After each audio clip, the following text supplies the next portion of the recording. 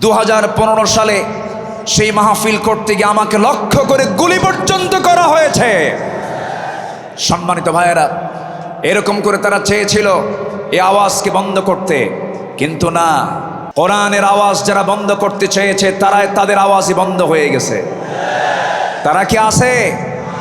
আলেমরা পালায়, আসতে কোন আলেমরা পালায়। পালায় কারা? আমাদেরকে যারা রাজাকার বলে গালি দিয়েছে, পাকিস্তানি রাজাকার বলেছে, আমরা কেউ পাকিস্তান যাই নাই। দিল্লি রাজাকার সব দিল্লি গিয়ে বসে আছে। এই তাফসীরের এই প্ল্যাটফর্মে বসে যার কথা বারবার মনে হচ্ছে,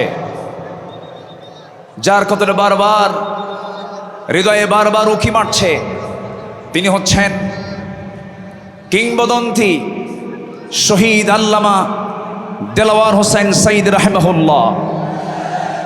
সম্মানিত ভাইয়েরা, 2009 সাল আমার জীবনের প্রথম হজ এবং 2009 সালে শহীদ আল্লামা দেলাওয়ার হোসেন সাঈদী সাহেবের শেষ হজ। আরাফার ময়দান, মিনা, মুজদালিফায় বিভিন্ন জায়গায় একসঙ্গেই ছিলাম। এক পর্যায়ে আল্লামা সাঈদ রাহিমাহুল্লাহকে প্রশ্ন করা হলো, দেশে মামলা হচ্ছে, ট্রাইব্যুনাল গঠন হচ্ছে, হুজুর আপনার এই মুহূর্তে দেশে ফেরত না যাওয়াই ভালো, আপনি থেকে যান। উনি মুচকি হাসি মেরে বললেন, আমার প্রিয় মাতৃভূমি, আমার দেশ বাংলাদেশ, আমার দেশের জনগণ মানবেতর জীবনযাপন করবে, কারারুদ্ধ থাকবে, জেল খাটবে, রক্ত ঝরাবে, আর সাঈদী পালিয়ে বেড়াবে, বিদেশে থাকবে, এমন শিক্ষা আমার রাসূল দেন নাই। তিনি জেলকে, হামলা মামলাকে তোয়াক্কা না করে বীরের বেশে তিনি দেশে ফিরে এসেছেন। 2010 সালের 30 জুন তাকে অন্যায়ভাবে গ্রেফতার করা হয়। দীর্ঘ 13টা বছর অন্যায়ভাবে জেলখানায় আটকিয়ে রাখা হয়। এদেশের নির্যাতনের ইতিহাসে সবচাইতে, রিমান্ডের সবচাইতে বেশি নির্যাতন করা হয়েছে আমাদের আল্লামাকে। সম্মানিত ভাইয়েরা, শুধু এটাই শেষ নয়, শেষ পর্যন্ত 2023 সালের 13ই আগস্ট চিকিৎসার নাম করে সেই জায়গা থেকে, জেলখানা থেকে জোর করে সেখান থেকে বের করে হসপিটালে তাকে ষড়যন্ত্রের মধ্য দিয়ে ইমাম আবু হানিফার ওই একই পদ্ধতিতে বিষ প্রয়োগের মধ্য দিয়ে পয়জনিং করে তাকে শহীদ করা হয়েছে। আমরা তাফসীর মাহফিলের এই প্ল্যাটফর্ম থেকে, তারই তৈরি করা এই ময়দান থেকে স্পষ্টভাবে জানান দিতে চাই, অবিলম্বে আল্লামা সাঈদীর খুনি হত্যাকারীদের চূড়ান্ত শাস্তি নিশ্চিত করা হোক। রাজি আছেন কারা কারা? হাত উঁচু করে দেখান মুসলমান।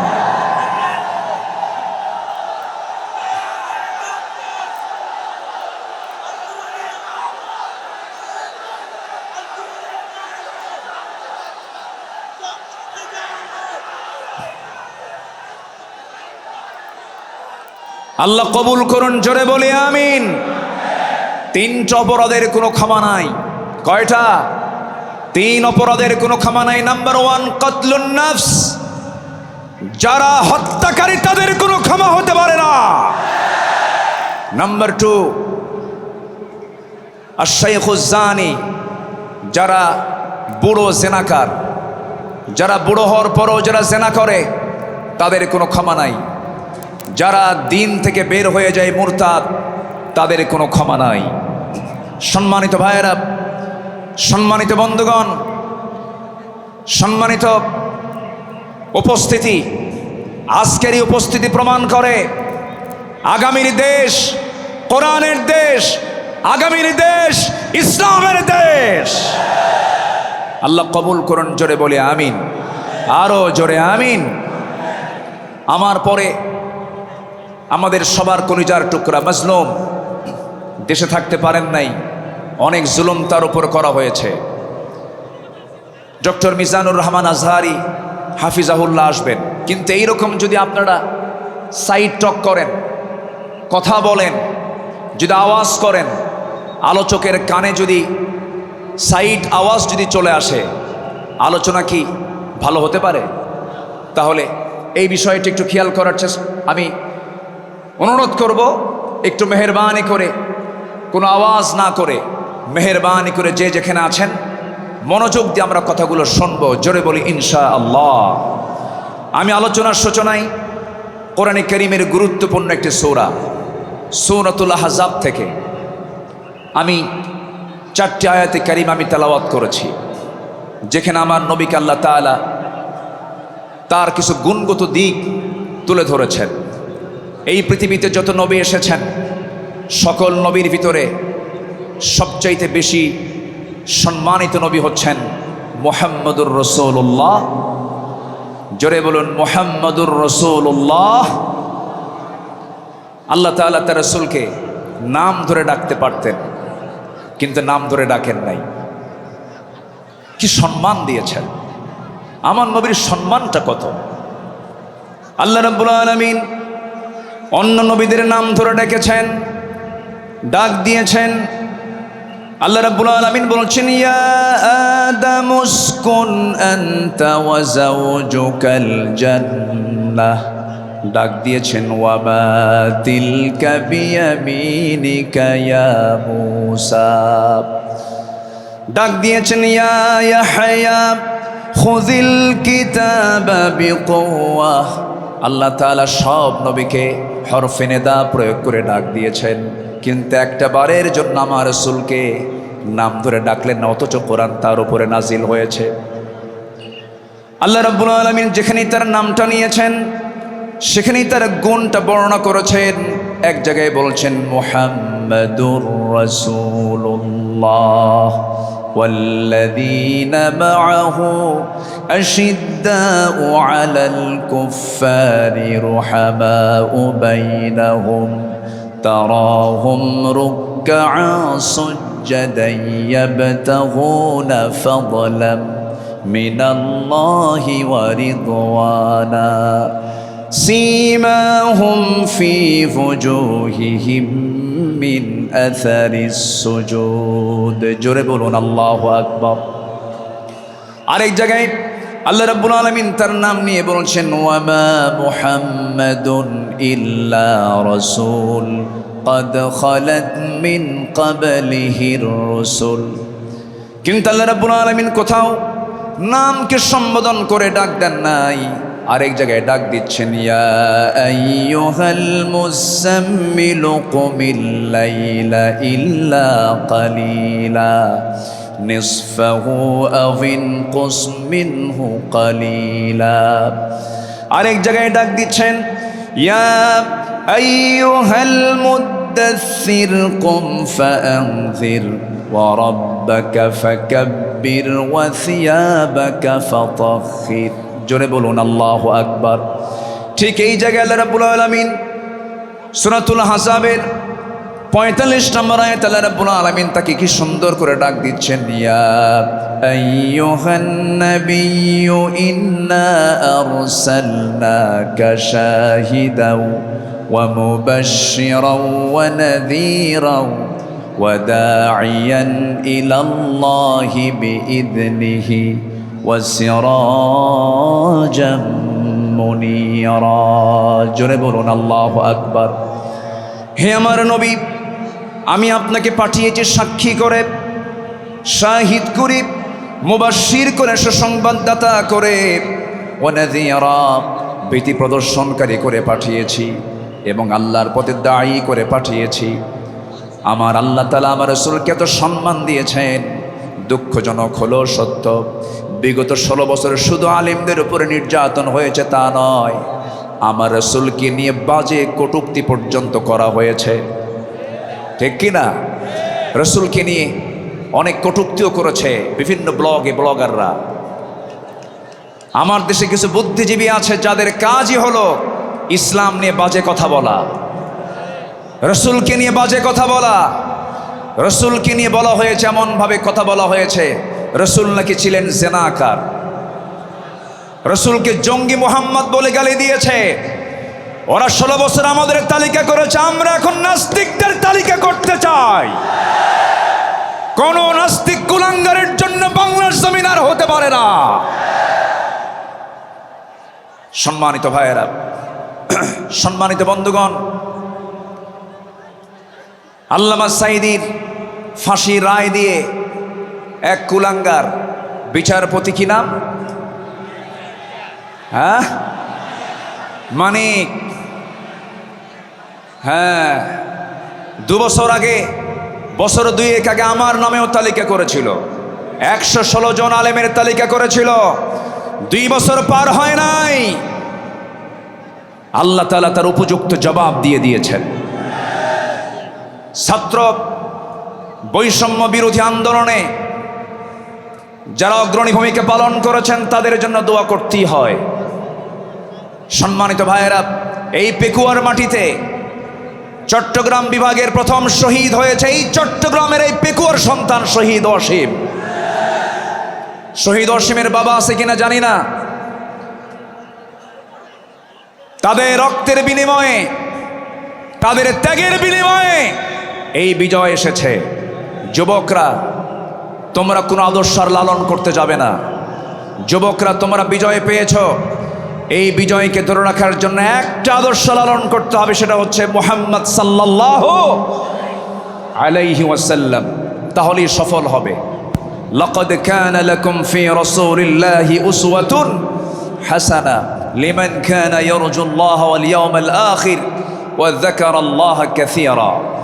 সম্মানিত যুবকরা, আজকের মাহফিলে বেশি যুবকরা, ওই নেতৃত্বের মুখে তোমরা থুতু মারো যে নেতা তোমাকে নামাজের কথা বলে না, যে নেতা তোমাকে পরকালের কথা শোনায় না, যে নেতা তোমার হাতে অস্ত্র তুলে দেয়, যে নেতা তোমার হাতে নারী তুলে দেয়, ইয়াবা তুলে দেয়, মাদক তুলে দেয়, ওই সমস্ত নেতৃত্বের মুখে আমরা জুতা মারি, থুতু মারি।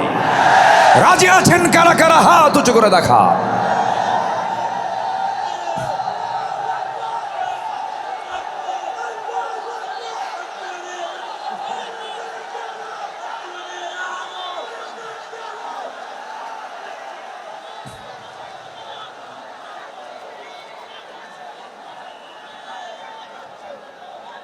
আল্লাহ কবুল করুন, জোরে বলি আল্লাহুম্মা আমিন। যুবকরা, তোমাদের হাতে আগামীর বাংলাদেশ করার জন্য কোনো আদর্শ আমরা মানি না, আমরা মানি উসওয়ায়ে হাসানা, নবীর আদর্শ, নবীর আদর্শ, নবীর আদর্শ। আল্লাহ কবুল করুন, জোরে বলে আমিন। প্রত্যেক মাহফিলে টাইম সিলেকশন থাকে না, আজকের মাহফিলে টাইম সিলেকশন আছে। আমাকে খুব অল্প সময়ের মধ্যে হয়তো আমাকে শেষ করতে হবে, এই জন্য আমাকে সামারাইজ করে, সংক্ষিপ্ত করে কিছু কথা বলতে হচ্ছে। সম্মানিত ভাইয়েরা, সম্মানিত বন্ধুগণ, এই মাহফিলের এই প্ল্যাটফর্মে 16 বছর যারা এই কাজ করেছেন তাদেরকে ভালোভাবে মাহফিল করতে দেওয়া হয়নি। আমি আব্দুল্লাহ আল আমিন, আমাকে কত জায়গা থেকে মাহফিলের এই প্ল্যাটফর্ম থেকে, এই চেয়ার থেকে কতবার ধরে নিয়ে যাওয়া হয়েছে এটার হিসাব আমার নাই। সাতক্ষীরায় গেলাম, খুলনায় গেলাম, পাবনাতে, পাবনার দারুল আমান ট্রাস্ট, আল্লামা সাঈদীর শেষ মাহফিল ছিল 2010 সাল। এরপরে 2011, 12, 13, 14 এই কয়েক বছর মাহফিল কোনো মতো করতে পারছি। এরপরেই 2015 সালে সেই মাহফিল করতে গিয়ে আমাকে লক্ষ্য করে গুলি পর্যন্ত করা হয়েছে। সম্মানিত ভাইয়েরা, এরকম করে তারা চেয়েছিল এই আওয়াজকে বন্ধ করতে, কিন্তু না, কোরআনের আওয়াজ যারা বন্ধ করতে চেয়েছে তাদের আওয়াজই বন্ধ হয়ে গেছে। তারা কি আছে? আলেমরা পালায়, আসতে কোন আলেমরা পালায়। পালায় কারা? আমাদেরকে যারা রাজাকার বলে গালি দিয়েছে, পাকিস্তানি রাজাকার বলেছে, আমরা কেউ পাকিস্তান যাই নাই। দিল্লি রাজাকার সব দিল্লি গিয়ে বসে আছে।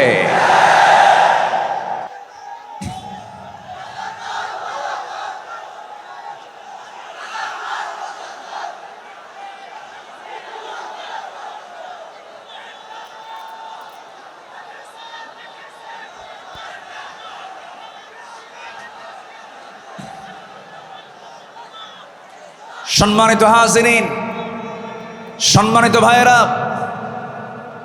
তাহলে আমাদের আদর্শ, আমাদের চেতনা, আমাদের মূল নেতা একজন, তিনি হচ্ছেন মুহাম্মদুর রাসূলুল্লাহ।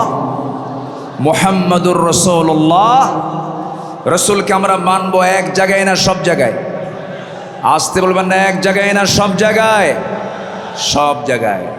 রসুলকে নামাজে মানবেন, রসুলকে রোজায় মানবেন, রসুলকে দাড়িতে মানবেন, রসুলকে মিষ্টি খাওয়াতে মানবেন, রসুলকে আপনি উহুদে মানবেন না, রক্ত ঝরাতে মানবেন না, দাঁত ভাঙবেন না, রাষ্ট্র পরিচালনায় রসুলকে মানবেন না। আপনি উম্মত নন, আপনি ভণ্ড, আপনি প্রতারক। রসুলকে সব জায়গায় মানতে হবে, তিনি আমার মডেল। আল্লাহ তাআলা আমাকেই শুধুমাত্র সেই নেতৃত্বে মানতে দিয়েছেন, মানার জন্য অর্ডার দিয়েছেন, তিনি হচ্ছেন মুহাম্মদ সাল্লাল্লাহু। ঘটনা কি এখানে কি হয়েছে শোনা যায় না নাকি? কোনো সমস্যা, কোনো অসুবিধা নেই তো? বলি আলহামদুলিল্লাহ। কিন্তু এই সাইডটা কন্ট্রোল হচ্ছে না। নিজামি কোথায়? এই সাইডটা আওয়াজ হচ্ছে বারবার। মেহেরবানি কোনো কথা না বলি, মেহেরবানি করে এই সাইডটা একটু বন্ধ রাখুন, আওয়াজটা বন্ধ রাখুন। সম্মানিত ভাইয়েরা, সম্মানিত বন্ধুগণ, একটু আমার দিকে তাকান। সম্মানিত ভাইয়েরা, রাসূলুল্লাহর আদর্শ কেমন ছিল? আমার নবীজির চারিত্রিক সনদ পৃথিবীর কোনো একাডেমি দেয়নি। আমার নবীজির চারিত্রিক সনদের সার্টিফিকেট দিয়েছেন স্বয়ং কে? আসতে বলবেন না, তিনি কে? আল্লাহ তাআলা। আল্লাহ রাব্বুল আলামিন তার শানে বলেছেন, ওয়া ইন্নাকা লাআলা খুলুকিন আযীম ফাসাতুবসিরু ওয়া ইউবসিরুন। আমার বন্ধুগণ, রসুলকে যখন মক্কার কাফের মুশরিকরা নানাভাবে কটূক্তি করা শুরু করে দিল, কেউ বলল লেস কাটা, কেউ বলল নির্বংশ, কেউ বলল নতুন ধর্মের প্রবর্তক, রসুল কিনে আজে বাজে কথা যখন বলা শুরু হয়ে গেল, আমার নবীর শানে আল্লাহ রাব্বুল আলামিন সূরা কালাম নাজিল করে সব সুস্পষ্ট জানায় দিলেন, হে রাসূল, আপনাকে যে যা বলে বলুক, কোনো হতাশ হবেন না, কোনো চিন্তা করবেন না, আপনি হলেন সুমহান চরিত্রের অধিকারী। জোরে বলি সুবহানাল্লাহ। রাসূলকে উপহার দিলেন সূরা কাউসার। যারা পারেন ঠোঁট মিলিয়ে বলুন, ইন্না আ'তাইনাকাল কাউসার ফাসাল্লি লিরাব্বিকা ওয়ানহার ইন্না শানিআকা হুয়াল আবতার। হে রাসূল, আমি আপনাকে হাউজে কাউসার দান করেছি, অতএব আপনি নামাজ পড়ুন, আপনি কোরবানি করুন। যারা বলবে লেস কাটা, তারাই হলো প্রকৃত লেস কাটা। আমাদেরকে কত গালি দিয়েছে। 2013 সালে আমার একটা মাহফিল রাজশাহীতে, আমাকে ওসি মহোদয় ফোন দিয়ে বলে, আপনি আসবেন না, আপনি রাজাকার। বললাম, আপনি আমাকে রাজাকার বলেন, আপনি কি আমাকে চিনেন? কে শুনেছি। বললাম, 1971 সালে তো আমার মায়েরই বিয়ে হয় নাই। 71 সালের ঘটনা, 1971 সালের ঘটনা। সাক্ষীর জন্ম হলো 76। সাক্ষীর জন্ম কি? 76। তাহলে এই সাক্ষী 71-এর ঘটনা দেখলো কেমনে? রুহের জগৎ থেকে দেখছে। এইরকম করে মিথ্যাচার করে তারা চালিয়েছিল 16 বছর। ফেরাউন পৃথিবীতে বেঁচে ছিল হলো 1600 বছর, এরা ছিল 16 বছর। সংখ্যার যে মিল হলো কেমনে বুঝলাম না। একটা সংখ্যার মিল আছে না? নাই। চরিত্রেরও মিল আছে। ফেরাউনের একটাই সমস্যা ছিল, সেটা হলো আমাকে ক্ষমতায় থাকতেই হবে, প্রয়োজনে আমার মানুষ দরকার নেই, মেরে শেষ করে দেবে। ইউযাব্বিহুনা আবনাআকুম ওয়া ইস্তাহয়ুনা নিসাআকুম। ফেরাউন কি করেছিল? জীবিত মায়ের পেট চিরে ছেলে সন্তানগুলোকে হত্যা করেছিল। এই পৃথিবীতে হত্যা রাজনীতি, ক্ষমতাকে পাকাপোক্ত করার জন্য হত্যা রাজনীতি প্রথম শুরু করেছিল ফেরাউন। আর যারা পৃথিবীতে হত্যা রাজনীতি করে, তারা সবগুলো ফেরাউনদের প্রেতাত্মা। ফেরাউনকে আমরা বিদায় জানিয়ে দিয়েছি। সেদিন এক মাহফিলে বললাম এই কথা, একজন সামনে থেকে দাঁড়িয়ে বলল, হুজুর, ওটা ছিল পুরুষ ফেরাউন, আর আমাদের দেশেরটা ছিল হলো লেডিস ফেরাউন। সম্মানিত ভাইয়েরা, আমার নবীজির যে আদর্শের দিকগুলো আমি আলোচনা করতে চাচ্ছি, নাম্বার 2 হচ্ছে আমার নবী হচ্ছেন 1 নম্বর বিশ্বশ্রেষ্ঠ চরিত্রের তিনি অধিকারী। নাম্বার 2 হলো আমার নবীজির সালাত ছিল সবার চাইতে কম না বেশি। তিনি সেজদা দিয়েছেন কম না বেশি? সবচেয়ে বেশি সেজদা দিয়েছেন মুহাম্মদুর রাসূলুল্লাহ। মুহাম্মদুর রাসূলুল্লাহ তিনি বলেছেন ওয়াজুইলা কুররাতু আইনি ফিস সালাহ। রাসূলের কাছে নামাজ ছিল হলো চক্ষু শীতলকারী। নাসাই শরীফের হাদিস। সম্মানিত ভাইয়েরা, আমার নবীজির নামাজ ছিল অনেক লম্বা। তিনি যখন নামাজে দাঁড়িয়ে পড়তেন লম্বা সময় নিয়ে নামাজ পড়তেন। সেজদায় যখন যেতেন তার চোখের পানি এত পড়তো যায় নামাজ ভিজে যেত। এবং তিনি যখন কাঁদতেন হাদিসে এসেছে তার কান্নাটার আওয়াজ এমন হতো চুলার উপরে পানি গরম দিলে যেমন টকবকের একটা আওয়াজ হয়, আমার নবীজি যখন কাঁদতেন তখন টকবক করা পানির মতো আওয়াজ হতো আমার নবীজির মুখ থেকে। তিনি এত কাঁদতেন, অথচ তার জীবনের কোনো গুনাহ ছিল না। তিনি কাঁদতেন অচরে ঝাড়ায়, সেজদায় পড়ে পড়ে ঘন্টার পরে ঘন্টা।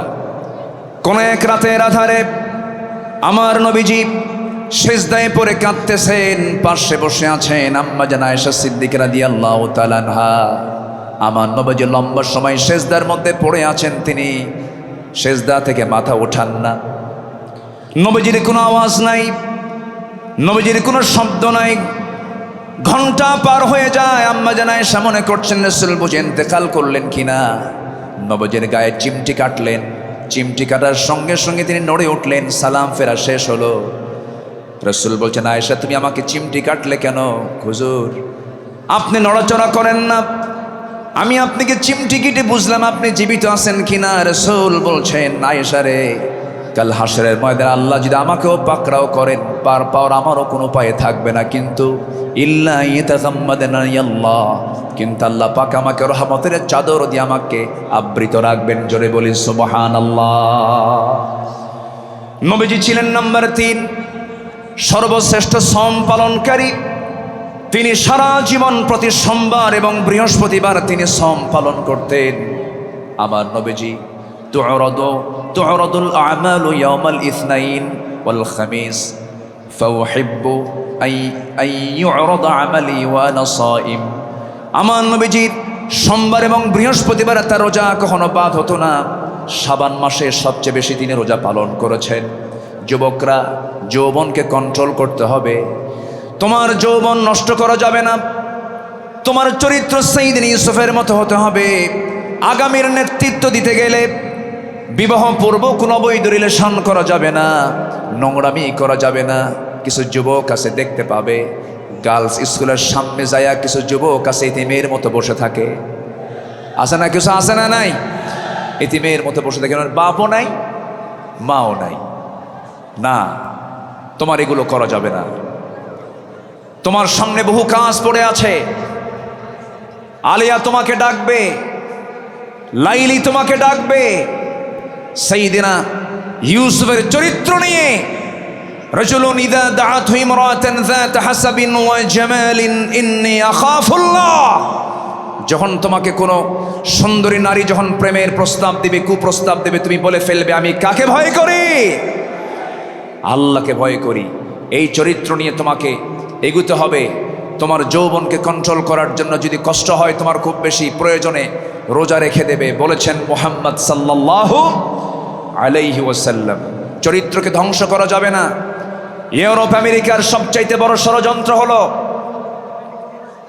ইউরোপ আমেরিকার সবচাইতে বড় ষড়যন্ত্র হলো মুসলিম সমাজকে উলঙ্গ করে ঘর থেকে বের করে দেওয়া।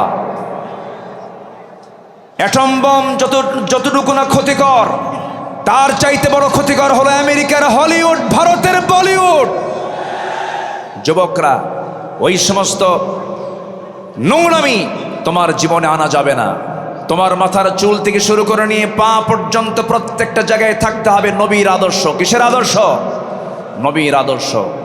মাথার চুল ইদানিং দেখা যায় মাথার চুলগুলো কাটে কেমন করে জানি, দুই দিকে চুল নাই, পিছনেও চুল নাই, একেবারে চামড়া বের করা, মাথার উপরে গোল কইরা একদম নারিকেল জিনজিরা, আছে না নাই, আছে না নাই, একদম গোল করে রেখে দেয়। যখন বলা হয় এই ছেলে তুমি যে মাথার চুলটা এরকম করে রাখছো, এই মডেলটা পাইছো কোথায়? হুজুর বুঝবেন না, মেসি। তুমি কে? নেইমার। তুমি কে? কুত্তা। কারণ নেইমার মেসিরা তো কুত্তা নিয়ে শুয়ে থাকে, ঠিক কি না? ওরা কুকুর নিয়ে শুয়ে থাকে, তারা তোমার আদর্শ নয়। শার্টের সাইজ নাই, প্যান্টের সাইজ নাই, নতুন প্যান্ট কিনে আনে হাঁটু ফাটা। কি আমি কি ভুল বলতেছি? নতুন প্যান্ট কিনে আনে কি ফাটা? হাঁটু ফাটা, হাঁটুতে কাপড় নাই। ওই পোশাক পরে কি নামাজ হবে? আসতে বলো, ওই পোশাক পরে কি নামাজ হবে? হবে না। নামাজ হতে হলে আগে সতরটা ঢাকতে হবে। অনেকদিন আগে এক মসজিদে ঢুকলাম আমি, নামাজ শুরু করব, ঢুকেই তো 2 রাকাত নামাজ। আমাদের দেশে বিভিন্ন মসজিদে লেখা থেকে লাল বাতি জ্বলাকালীন অবস্থায় নামাজ নিষেধ, এটা মানবেন না। আমার নবীজির সুন্নাহ যদি মানেন তাহলে মসজিদে ঢুকেই কয় রাকাত নামাজ পড়েছেন মুহাম্মদ সাল্লাল্লাহু আলাইহি ওয়াসাল্লাম। তো আমি ভিতরে ঢুকে নামাজ শুরু করবো, দেখি সামনে এক যুবক নামাজে দাঁড়াইছে, এরকম একটা প্যান্ট আর শার্ট নিয়া। তো ভাবলাম দেখি ওর নামাজটা আগে দেখি। রুকুতে যখন গেছে, রুকুর ঠেলায় দেখি শার্ট উপরে, প্যান্টটা নিচের দিকে, মাঝখানে ফাঁকা। তো ভাবলাম এই তো রুকুর হাল, সেজদায় যে কি হবে আল্লাহ জানে। সেজদাই যখন গেছে তখন দেখি প্যান্ট খুইলা আন্ডার প্যান্ট বেরোইছে। এই হলো পোশাকের হাল। এই জাতীয় কোনো পোশাক যুবকরা পরবে না। তোমার সূরত এবং সিরাত হতে হবে নবীর আদর্শে উজ্জীবিত, নবীর আদর্শের মতো হতে হবে, নবীর আদর্শকে লালন করতে হবে। সম্মানিত ভাইয়েরা, নাম্বার 4, আমার নবী ছিলেন অশেষ দানশীলতার শ্রেষ্ঠ একটা উদাহরণ। তিনি বেহিসাবি দান করতেন, কিচ্ছু রাখতেন না, সব দিয়ে দিতেন দিন প্রতিষ্ঠার সংগ্রামে। রাসূল যেদিন মারা যাবেন, আমার নবীজির ইন্তেকালের সময় হয়ে গেল, নবীজি দুনিয়া থেকে বিদায় নেবেন।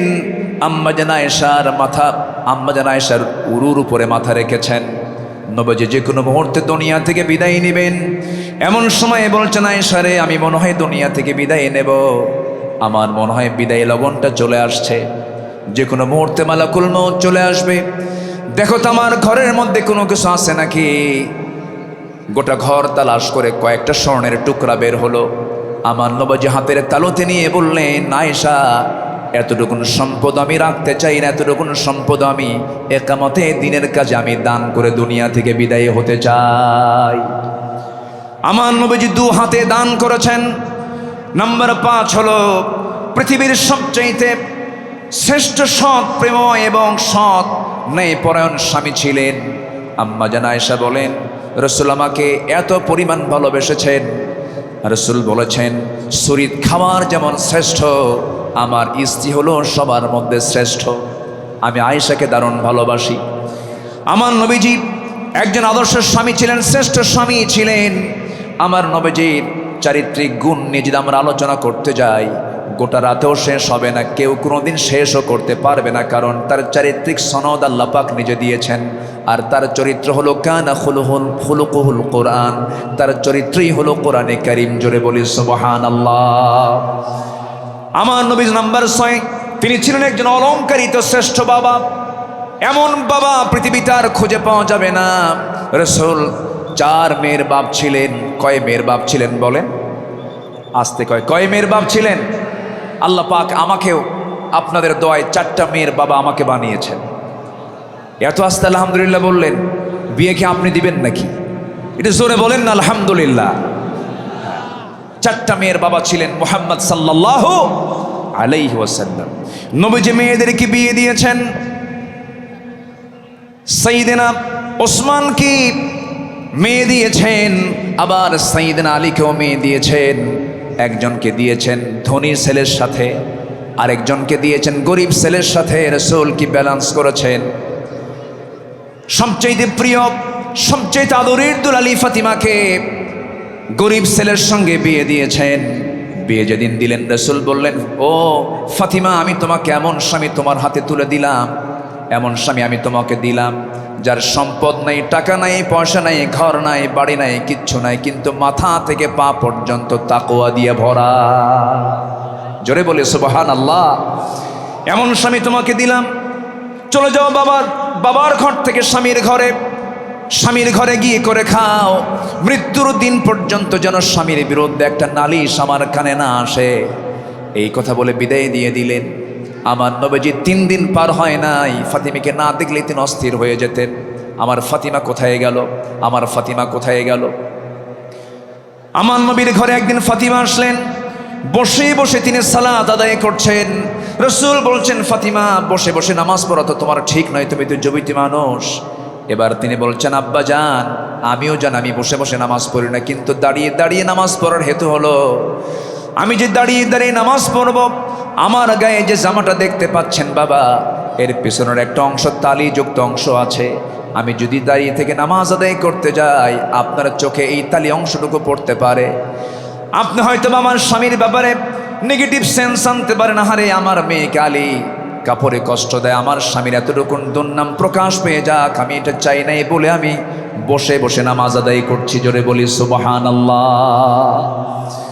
এবং মেয়েকে বিয়ে দিয়ে বললেন, ও আমার মেয়ে ফাতিমা, স্বামীর ঘরে চলে যাও, মৃত্যুর দিন পর্যন্ত যেন স্বামীর বিরুদ্ধে একটা নালিশ যেন আমার কানে না আসে।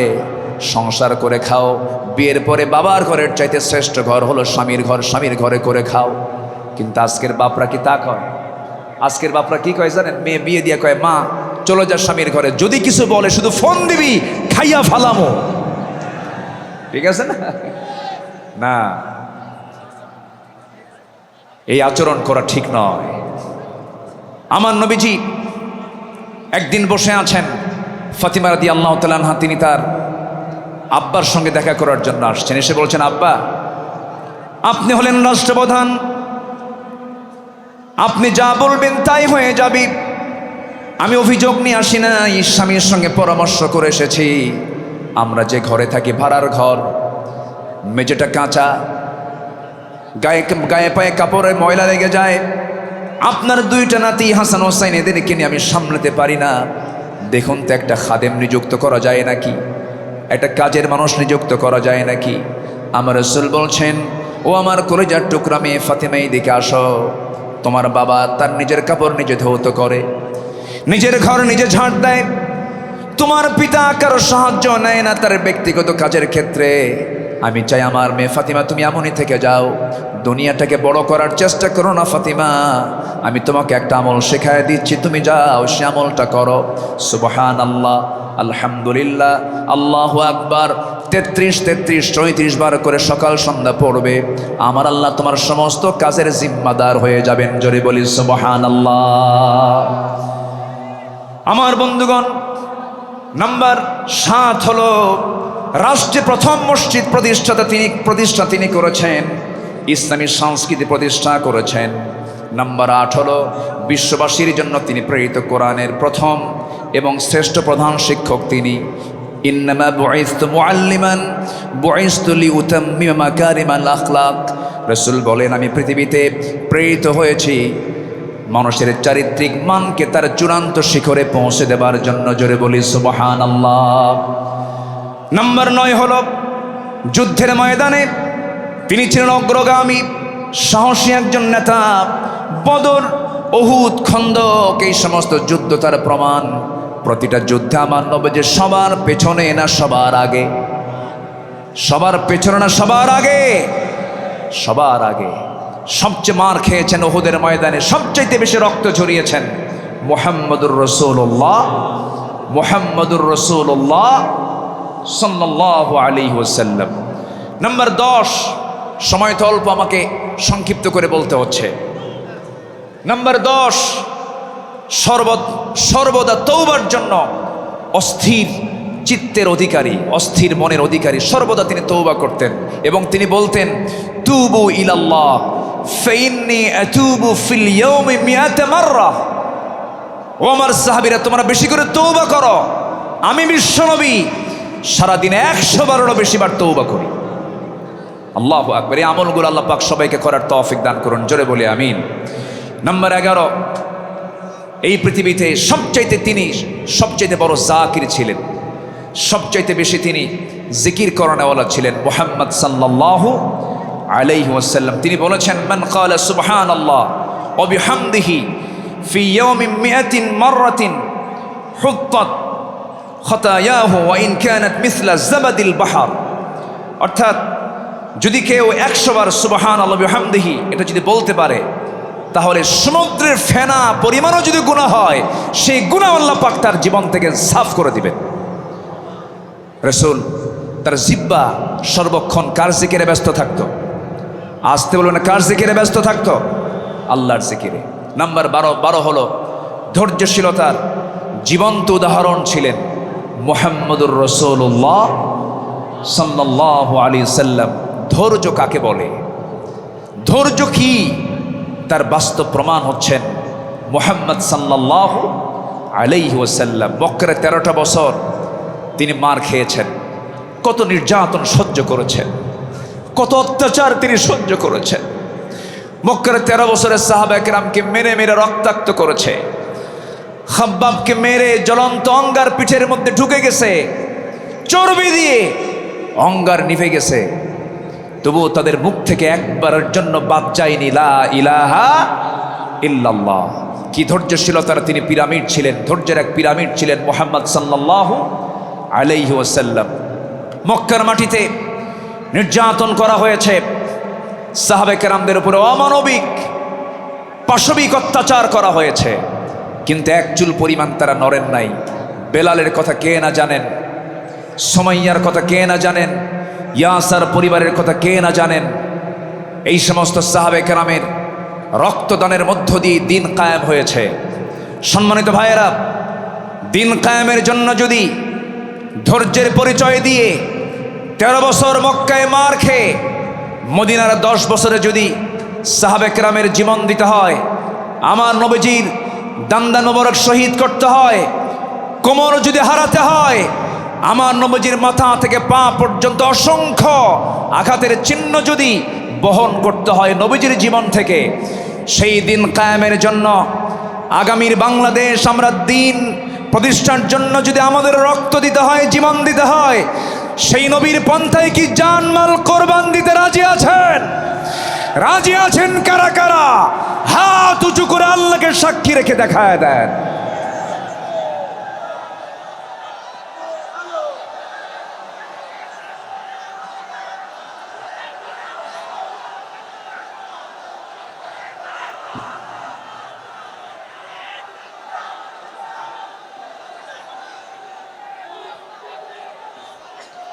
আল্লাহ কবুল করুন, জোরে বলে আমিন, আরো জোরে আমিন। বাইরে জীবন দেওয়া তো সস্তা না, যত রক্ত লাগে দেব, প্রয়োজনে লোক পাঠাবো, আমি যাব না। এই চরিত্রের মুনাফিক আমার দেশে আছে না নাই? আবু সাইদরা জীবন দেয়, আমার দেশের কিছু মুফতিরা ফতুয়া দেয়, ও তো শহীদ হয় নাই।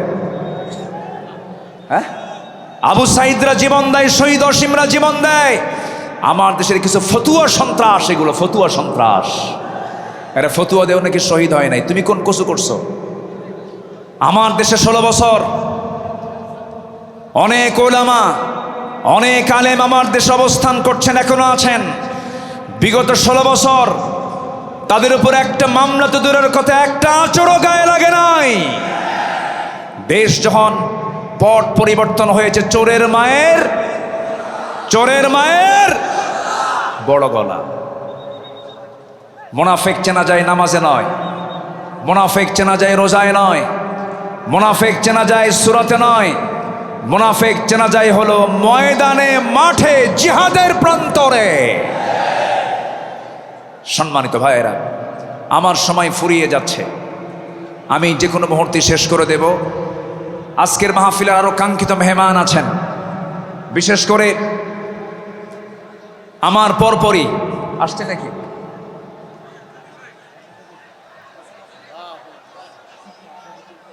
হ্যাঁ, আচ্ছা, জি।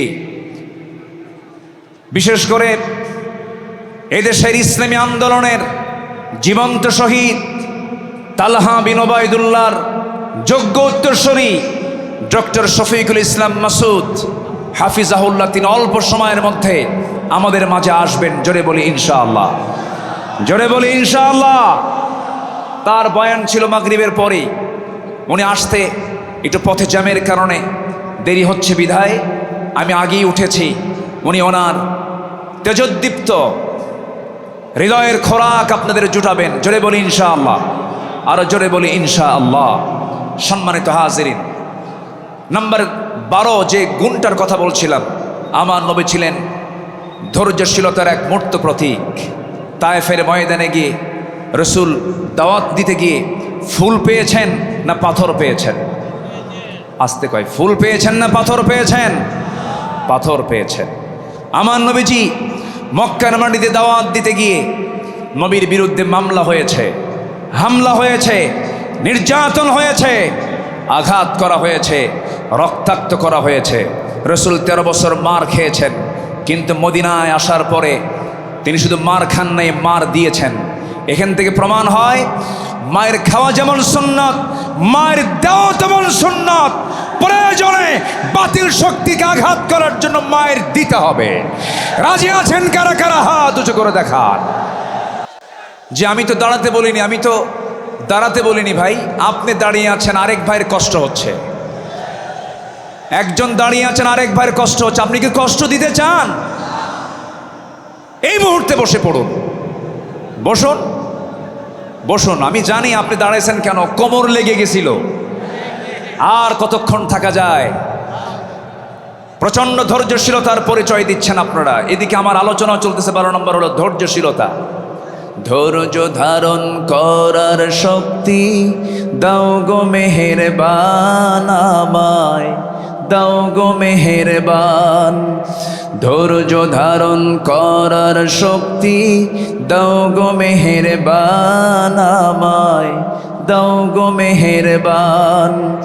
বুকের ভেতর ব্যথার নদী বইছে অবিরাম, বইছে বইছে অবিরাম। ধৈর্য ধারণ করার শক্তি দাও গো মেহেরবান, আমায় দাও গো মেহেরবান। জোরে বলি আমিন, আরো জোরে আমিন। নাম্বার 13 হলো সৎ নেতৃত্ব এবং ন্যায় বিচারে উজ্জ্বল দৃষ্টান্ত রেখেছেন মুহাম্মদুর রাসূলুল্লাহ সাল্লাল্লাহু আলাইহি সাল্লাম। সবার কম বেশি জানা আছে, আমার নবীজির কাছে এক সম্ভ্রান্ত মহিলা চুরির প্রমাণ মিলেছে। নবীর কাছে রিপোর্ট এসেছে। রাসূল বললেন, তোমরা এই মহিলাকে নিয়ে যাও, কোনো কথা নেই। ইসলামের যে সিদ্ধান্ত, হাত কেটে ফেলা, ফাকতাউ আইদিয়াহুমা, আস-সারিকু ওয়াস-সারিকাতু ফাকতাউ আইদিয়াহুমা, কোনো কথা নেই, চুন্নি হলেও হাত কেটে দিতে হবে। সেই সম্ভ্রান্ত পরিবারের সদস্যবৃন্দ সাইয়েদনা ওমর ফারুকের কাছে গেলেন, গিয়ে বলতেছে, সাইয়েদনা ওমর, আপনি যদি একটু সুপারিশ করতেন, হয়তো আমাদের রাসূল একটু এখানে ক্ষমার দৃষ্টিতে দেখতেন, লঘু শাস্তি দিতেন। সাইয়েদনা ওমর ফারুক যখন তার কাছে গিয়ে বললেন, ইয়া রাসূলুল্লাহ, সম্ভ্রান্ত পরিবারের মেয়ে, দেখুন তো একটু এই জায়গায় শাস্তিটাকে কমিয়ে লঘু করা যায় কিনা। আমার নবীজির চেহারা রক্তিম আকার ধারণ করল, নবীজির চেহারা লাল বর্ণ আকার ধারণ করল। নবীজি এবার বলছেন, ওমর, তোমার দারাজ কণ্ঠ কোথায় গেল? তোমার আওয়াজ তো খুব স্লো হয়ে গেছে, তুমি এমন দারাজ কণ্ঠ তোমার হারিয়ে গেল কেন? ওমর, তুমি আমাকে যে প্রস্তাব দিতে এসেছ, আমি তোমাকে স্পষ্ট ভাষায় জানান দিতে চাই। এই জায়গায় যদি আল্লাহি লাউ আন্না ফাতিমাতু বিনতে মুহাম্মদ সারাকাত লাকাতাতু ইয়াদাহা, যদি এই মুহূর্তে আল্লাহর কসম করে বলি, আমার কলিজার টুকরা ফাতিমা বিনতে মুহাম্মদ যদি চুরি করে ধরা পড়ে যেত, আমি রাসূল সময়কে সাক্ষী রেখে নিজ হাতে আমি আমার ফাতিমার হাত কেটে দিতাম। জোরে বলি আল্লাহু আকবার, আরো জোরে আল্লাহু আকবার। সেই বিচার, সেই শাসনকে আমরা দেখতে চাই। সেই বিশ্বনবীর তৈরি করা, তিনি যে পার্লামেন্ট তৈরি করেছিলেন, যে আদালত কায়েম করেছিলেন, কোরআনের আদালত, সেই কোরআনের আদালতকে আমরা দেখতে চাই। তাহলে আমরা সৎ এবং যোগ্য নেতৃত্ব কায়েম করব, সেই কাজে আমরা নিজেকে প্রস্তুত করব। জোরে বলি ইনশাআল্লাহ, আরো জোরে বলি ইনশাআল্লাহ। জিকির করি লা ইলাহা,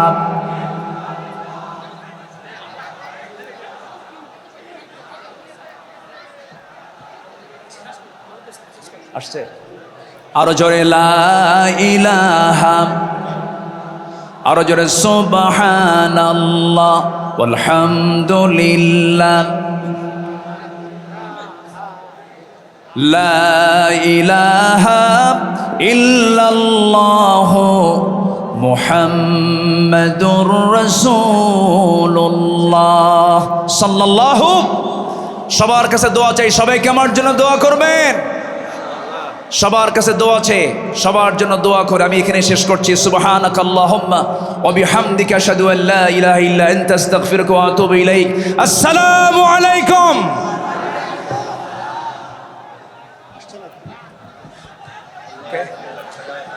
আলহামদুলিল্লাহ।